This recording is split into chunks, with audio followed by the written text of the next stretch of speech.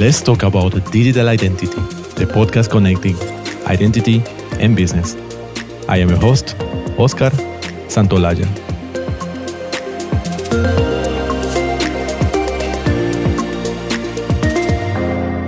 Come and meet the UbiSecure team at the Gartner Identity and Access Management Summit in London on the 6th and 7th of March. To find out more, take a look at the UbiSecure events page, www.ubisecure.com/events. Hello, and thank you for joining my new episode of Let's Talk About Digital Identity. Particularly for us, myself, working on companies that are building technology products to protect secure people on internet. It's always surprising when we hear stories, when there are people, they just get tricked by other humans. And voila, the result is the company is hacked. Today, we'll hear fascinating stories about social engineering. And for that, we have special guest, Jenny Radcliffe.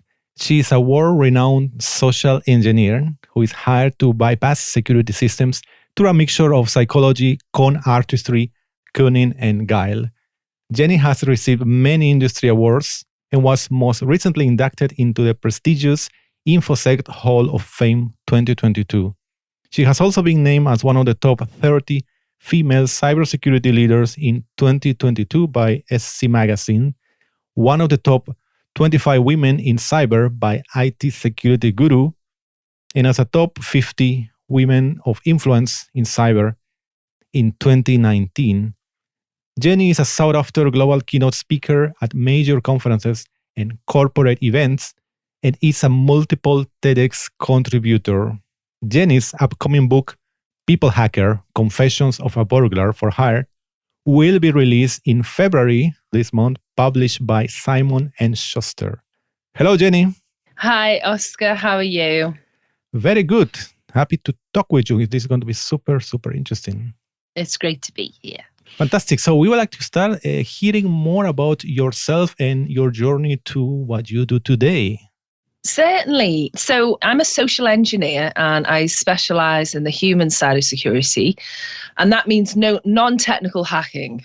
So my two specialisms are psychology of scams and cons and fraud, but also physical infiltration. So that's the kind of red team tests that help us to infiltrate buildings and client sites for educational purposes. So I'm an ethical burglar for hire, as opposed to just a burglar for hire.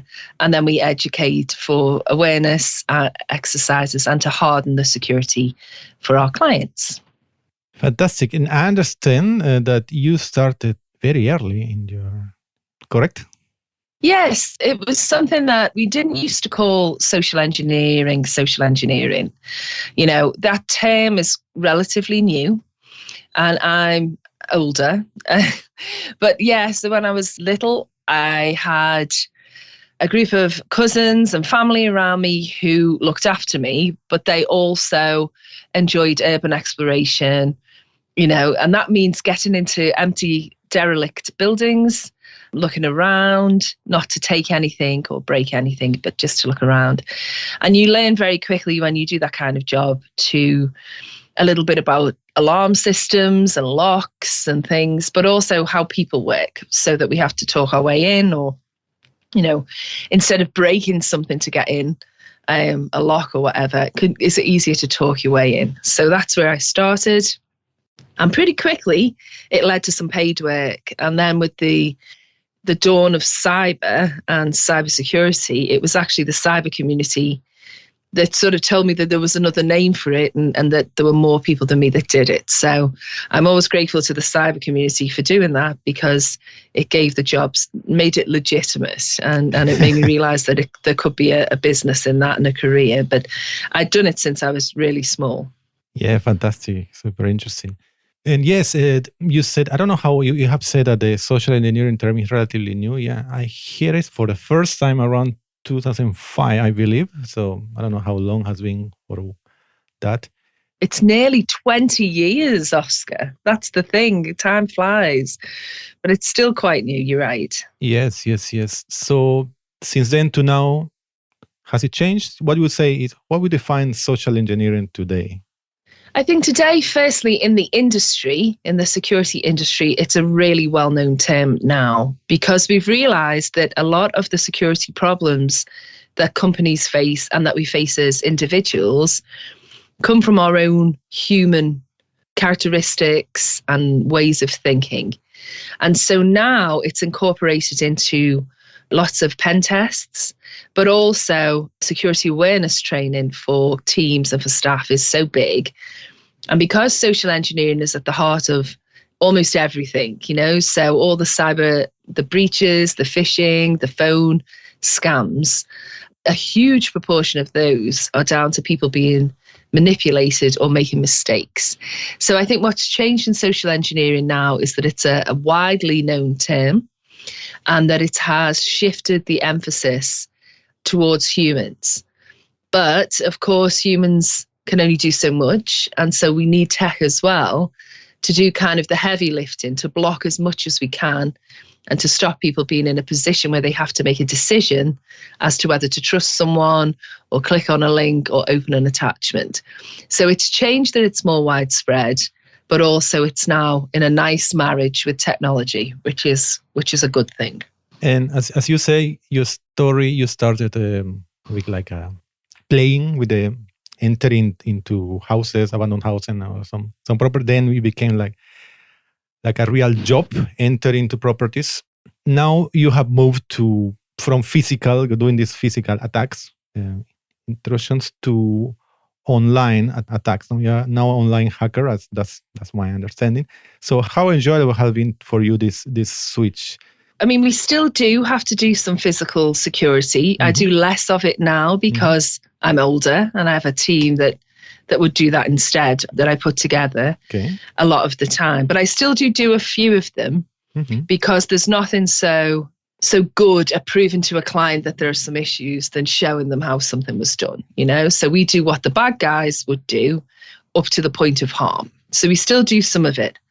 But you're right, a lot of the job now did move online because so much of what we all do is remote.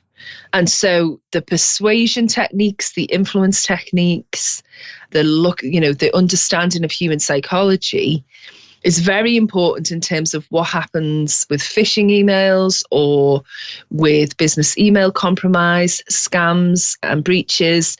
So, we do a lot of those kind of crafting those messages to show how criminals might do that.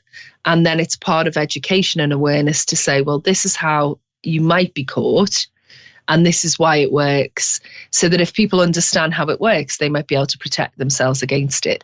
But you're right, so much more of it now is online than it used to be.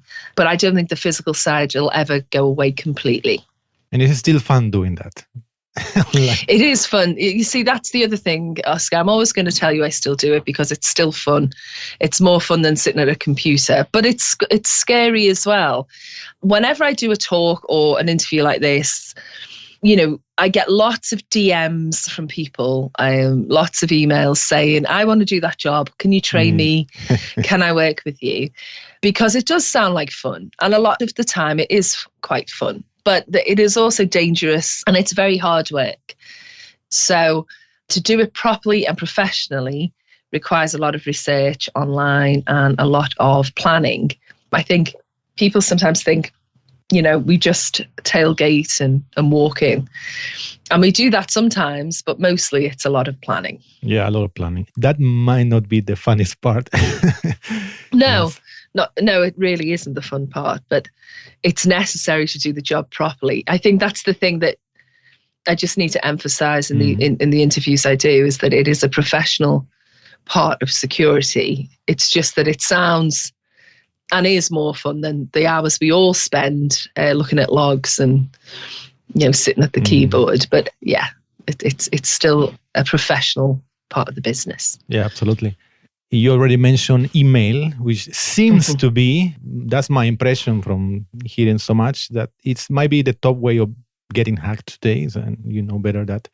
So why email is still one of the top ways to get hacked, even though there are so many advanced email protections. So I hear, for instance, there is now this advanced filter, artificial intelligence protection, a lot of these things that are being added to the mail systems, email system. Yeah, but besides that, there's so much being hacked. First of all, we all receive so many emails every day. So email is a huge part of all of our professional and personal lives. And that means that it is necessary for all of us to click on links and open attachments and join conversations with people that we've never met before, legitimately as part of business. The technical tools that help with blocking malware and emails that carry payloads or that will take us to sites that carry payloads, that's great, and it does block a lot of things. But a technical solution has to be looking for something technical to block. The reason emails still get through and are so effective in social engineering attacks is because that email may not necessarily contain a malicious file, but it might be the opening of a conversation. And that's difficult to detect with technology.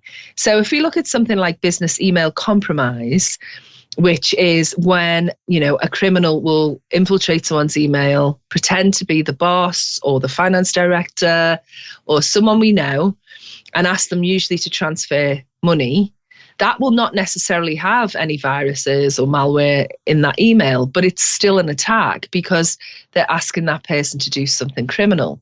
The problem is it's difficult to detect because it's words, it's language, it's persuasion, it's influence. And, the criminals know that, and they know if they get the tone right, if someone has not been trained properly, or if what they say is something that resonates with the target, that there's a chance of that getting through. So I think the technology is, amazing these days to help us with emails and to block some of this malicious files and malicious emails. And we need it. We need that tech to do it so that when we see an email that does get through, we've not got 15 or 50 or 500 emails to make decisions on whether or not to follow them up and to engage with the person. We've only got a few. And it's only a small amount of emails that we really need to worry about people making their mind up about. So the tech is brilliant because it's preventing so many things from getting past. But we still need humans to understand what a malicious approach looks like. And that's where the awareness and everything still comes into it, because they still get through despite the technology.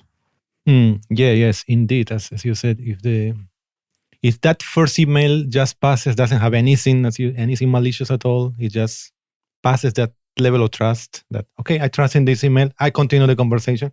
But, just to say so for example, there are systems and there is technology in place that, for example, would block keywords as well. So it might block invoice. And so I had a colleague who hadn't been paid by a client, and when they followed that up, it was because his email with invoice to be paid as the title, their sort of filters caught that and stopped that getting through. But that was a legitimate email. And this is the problem, right? The problem is that, of course, criminals are going to use language that we need to use to carry on with our business. And sometimes we have a sort of a false positive and a genuine email gets stopped.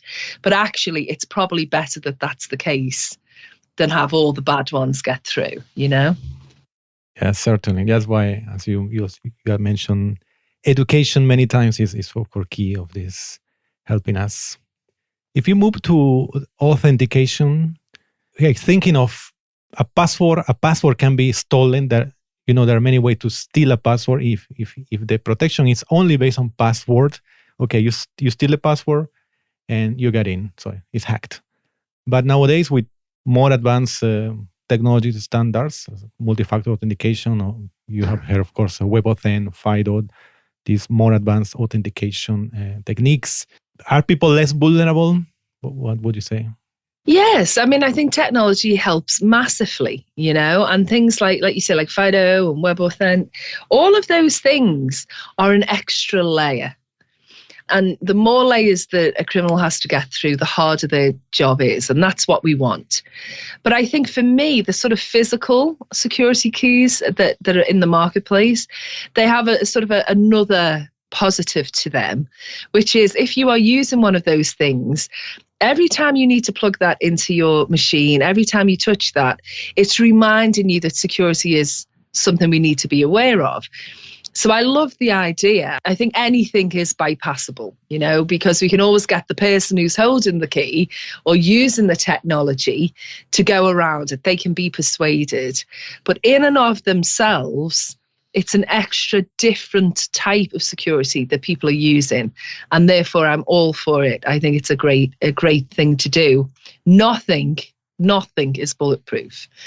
But it's a very good start. And two-factor or multi-factor authentication is one of the things that I urge everyone to talk to teams about and to talk to their families and people outside of the business about, because although it can be bypassed and got around, it would stop an awful lot of individual attacks and sort of misery. So two-factor and multi-factor in any form is always going to be a good thing. It's better than, like you say, one thing, which can be found out or hacked, a password. Yeah, exactly. If you see from perspective of companies like UB Security, many other companies that are building technology products, security products, identity products, so what is your best piece of advice for the ones who are building these tools, these cybersecurity tools? My advice would be you have to make them easy to understand and use, right? It has to be easier for a person, a customer, to use your security product, whatever that is, than to get round it and forget about it. People, if something is difficult and it's easy to do the wrong thing, they will always do the easy thing. So people need to understand how to use them. It needs to be as straightforward as possible. And then we need to tell them the why, what this prevents, why it matters and why it's important. And then we need to trust that they will do it, and check up occasionally, of course. But that's the key. The key is make it easy for them to do the right thing and let them understand why it's necessary. Now, let me give you an example of something that's not always good. If we look at one of the things we tell people in security is to use VPNs, right? Because, of course, we know in the business, in the industry, that a VPN sort of protects your traffic to the internet, so people can't do man-in-the-middle attacks and things like that. And again, not completely impenetrable, but very good. But if you ask people, and I just mean normal people on Teams, not normal people in the street, if you ask them about what a VPN is, it's hard for them to explain what it does. But then also when you load those up onto your devices, onto your phone and your laptop, there's often problems, technical problems. VPNs sometimes block websites people want to use. And I've had that myself, where I had a VPN on a phone I used and I couldn't use the phone because it was so secure that it was stopping me from doing normal things like internet shopping and banking. So in the end, you switch it off. And this is the problem, is unless people can use it easily, they will just eventually just ignore it. So my advice to anyone who makes this type of product and provides these services is the most important thing is the UX. It's the user experience every time, because then they will adopt it and eventually hopefully become advocates for your product. But if you make it difficult, they will abandon it. Yeah, that's the worst that can happen, of course. You have the best possible tool, but people, abandon it because, as you said, it's not simple enough. Right. Besides email phishing, I think one word that comes all the time when we hear about hacking breaches is ransomware. So what is the link between social engineering and ransomwares? So there are really two, I guess. Ransomware obviously gets onto someone's system, becomes a problem through the social engineering methods that we've already talked about. So often these things start with an email, or they start with access is gained because someone doesn't update software, and then the attackers get onto the network and become and sort of sleep on the network for a while and spy on you, and then a ransomware attack is then initiated. But I think the real link to social engineering is the key emotions that are used in ransomware, even if no conversation happens between the criminals and the target. Because what ransomware really depends on are the things that malicious social engineers use all the time. Fear and shame are two of them. So, we're on your network, we've got your files, we're going to delete them or release the data. Well, people will, that's a scary thing for a business. It makes your emotion high, your fear high. And also that fear that, this will affect our brand. We've missed something on security. We've been sort of lax on security. And, that will be a problem. So it relies on a very human emotion in order to make people want to comply with that. And then there's that very clear business decision of, do we pay this because it's cheaper and easier to pay it than to go through all the problems that might cause if we don't pay it. And in security, we always say don't pay, but it's not always that simple. For a small company, they might be covered by insurance, pay the ransom, and be able to get on with their business in a day's time, which is a tempting thing. So even though we in security know you should never do that, it's hard for people in reality to make that decision sometimes. And it also relies on a big psychological tool, which is urgency. So, typically ransomware, you have a time frame in which to pay the ransom. Usually they add sort of psychological elements, like you'll see counters and, messages telling you that time is running out. And all of that kind of stops us making rational decisions, because it's hard to make good decisions when you're worried and frightened and anxious about the business and that time is a factor. So it's important for all those reasons. I always say that ransomware is a big part of social engineering. Well, social engineering is a big part of ransomware, in as much as however distant and remote the attacker might be, even if there's no conversation, the attack by its nature is a social engineering attack. It's putting a human being or a group of human beings under pressure to do something that is not in their interest. And that makes it pure social engineering. Yeah, very interesting that viewpoint you talk about the ransomware, and it shows why many people are unfortunately paying, and this type of criminality continues. I'd like to hear how, I guess, sometime someone has tried to social engineer you, I guess. If you can tell us if that happens, if that you have ever felt that you were close to fall, and how you protect yourself normally if someone wants to attack you this way. I get lots and lots of attempts at social engineering, obviously, because it would be great to catch me out, as I'm the person that talks about it probably, or one of the people who talks about it the most. It would be great. So I get lots of attempts that are very obviously social engineering, and particularly the ones that use all my advice or examples I give in keynotes. That's actually quite strange. I've been caught out a couple of times. One time was I was at a conference, and there was a guy at the conference who I knew, and his wife was pregnant. And she was heavily pregnant. So he was sort of on standby to go home in case anything happened. And he came to me and he said, my phone's died. I got a call from my wife. Can I borrow your phone? I need to call her straight back, because I knew both of them. And then he took my phone and took a picture saying, I hacked Jenny's phone, Oh, okay. But, he's dead now. No, I'm joking. So there was that. But no, I get quite funny attempts from kids. So I think children sometimes see me on social media. Maybe I've done a few sort of shows on social media. That I did an interview for Lad Bible, which is quite a big platform. And someone had chopped up the interview and put it on TikTok. And of course, all the kids watch TikTok more, I think, than adults, right? And I started to get these emails that were really quite funny. So it was like, I got some that were just threatening. So it was, but really obviously a kid. So it was like, we're going to get you through social engineering, click on this link.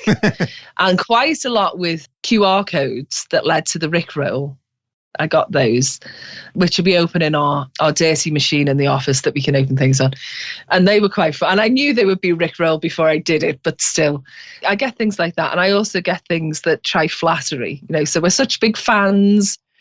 And we took a photograph of you at an event. Do you want to see? And there'll be a little link. And, and I kind of, when I know it's just people sort of trying to catch me out, and it's not really malicious, it's sort of a joke because it's me, I don't mind that.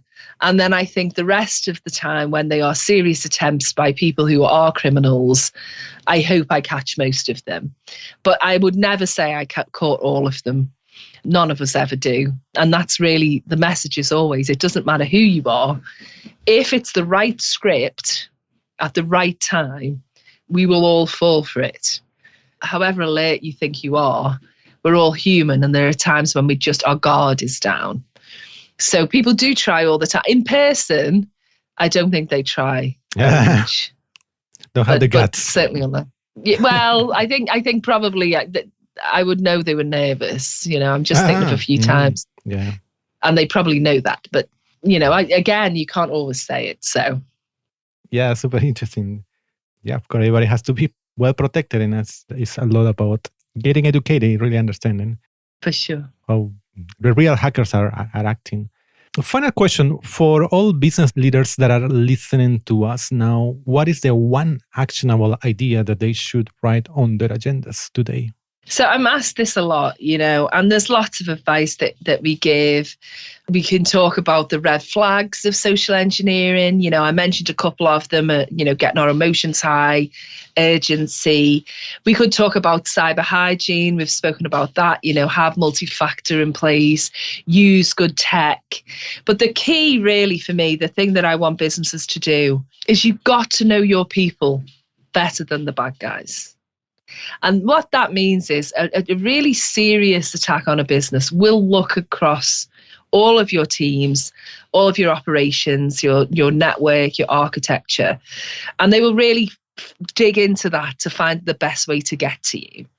And if we understand that people are probably the easiest way in a lot of the time, what we have to be able to recognize is when someone is behaving strangely or has done something wrong. And that means a culture of acceptance and of understanding and of education. So we need to know those people that work for all of us have to feel confident that they can come to you and say, I think I clicked on a link that might be malicious.